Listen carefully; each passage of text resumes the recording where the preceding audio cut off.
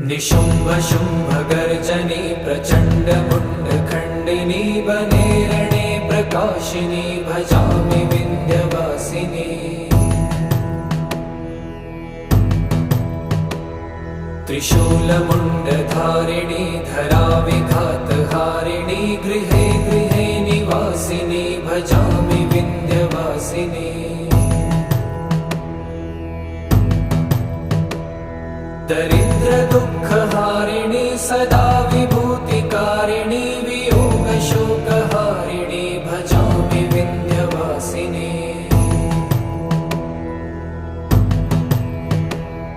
लसत्सुलोललोचनं लतासनं वरप्रदं कपालशूलं